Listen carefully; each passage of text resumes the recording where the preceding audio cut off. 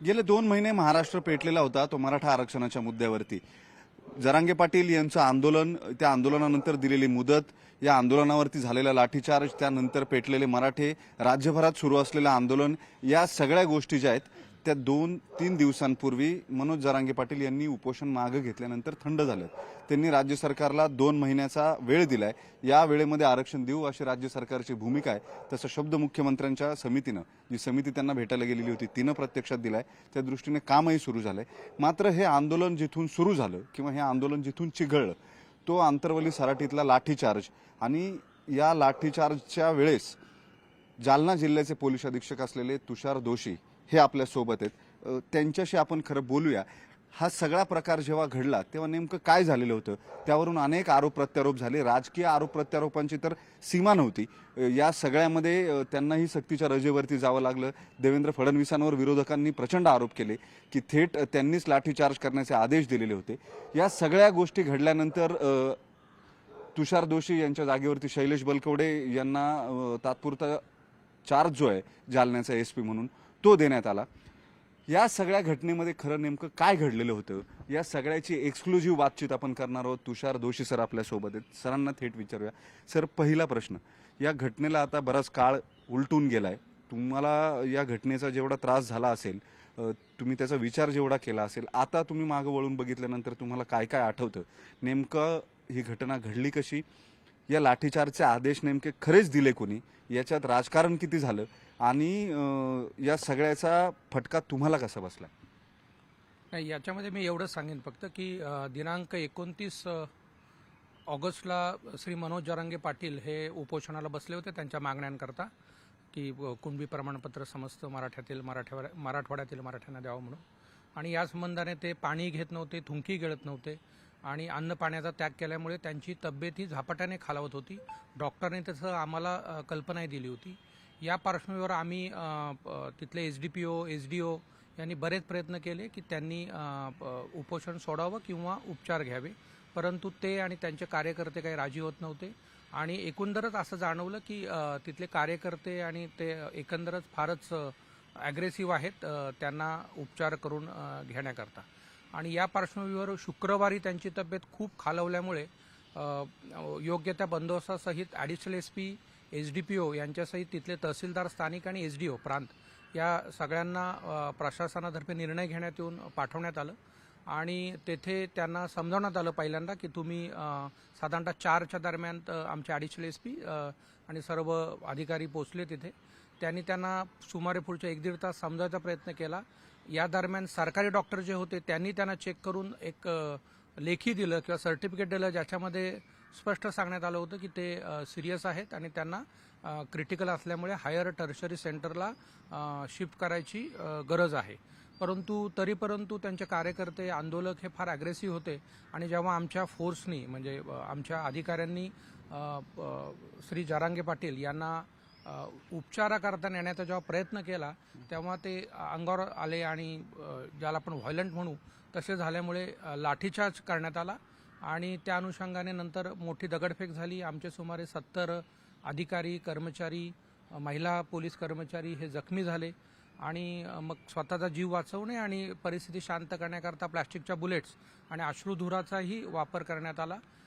या सर्व गोंधळामध्ये श्री जरांगे पाटील यांच्यापर्यंत आमचा फोर्स पोहोचू शकला नाही। वास्तविक जो मुख्य उद्देश होता तो त्यांना हॉस्पिटलमध्ये पुढील उपचाराकरता नेणं हा होता। आणि या संदर्भाने जे आपण जे विचारले त्यात मी स्पष्ट सांगू इच्छितो की असा कोणताही आदेश, कारण लाठीचाराचा जो घटना घडली तो स्थानिक पोलिसांनी ते परिस्थिती बघून केलेला तो ॲक्शन होती। याच्यामध्ये कोणत्याही वरिष्ठांकडनं आम्हाला असल्या कोणत्याही प्रकारचे आदेश नव्हते। तसं कोण म्हणत असेल तर ते खोटं आहे।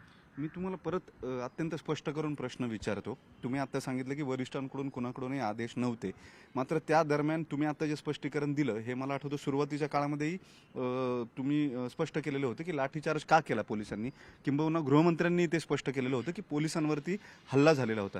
मात्र यावरून तुमच्यावर सुद्धा मोठी टीका झाली, सरकारवरही मोठी टीका झाली आणि तुमच्यावरती उलट आरोप केले गेले की तुम्ही महिलांवरती लाठीचार्ज केला किंवा महिलांची तिथं डोकी फोडली आणि त्याच्यानंतर हे आंदोलन सगळं चिघळलं।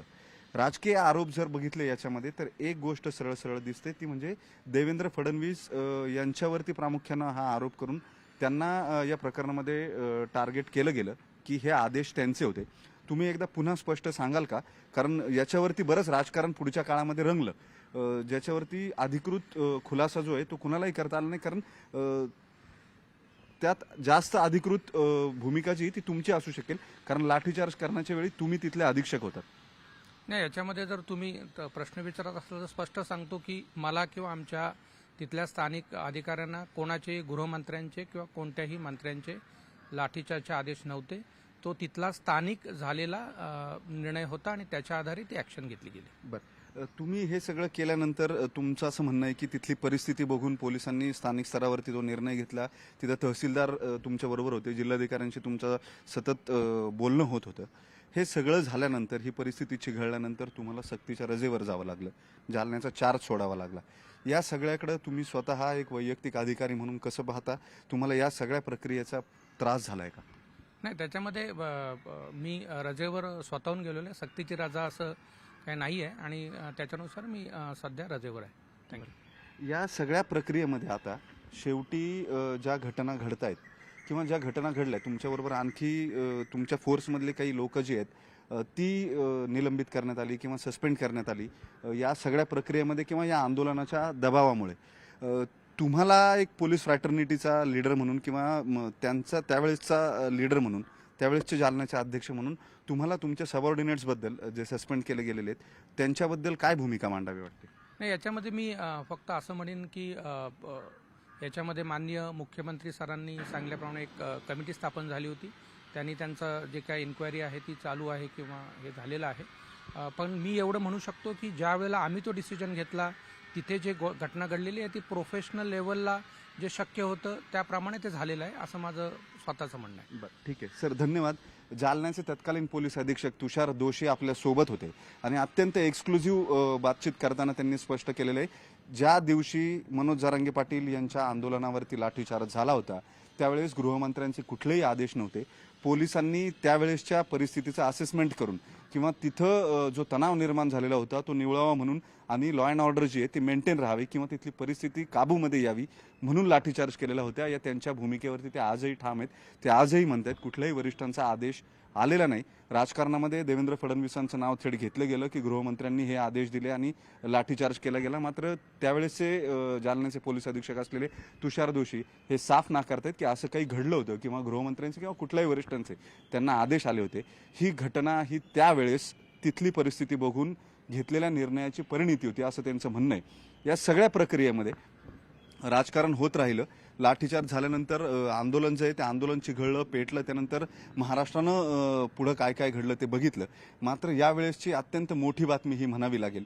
या सगळ्या परिस्थितीमध्ये न्यूज 18 लोकमतची सगळ्यात आधी बोलताना तुषार दोशींनी हे स्पष्ट केलं की आदेश हे कुठूनही आले नाहीत, तर स्थानिक स्तरावरची परिस्थिती जी आहे तिचं असेसमेंट करून प्रोफेशनल पोलिसिंग करताना ज्या गोष्टी कराव्या लागतात त्या करून लाठीचार्जचा निर्णय जो आहे तो घेण्यात आलेला होता. व्हिडिओ जर्नलिस्ट गणेश कदमसह वैभव सोनवणे, न्यूज 18 लोकमत, पुणे.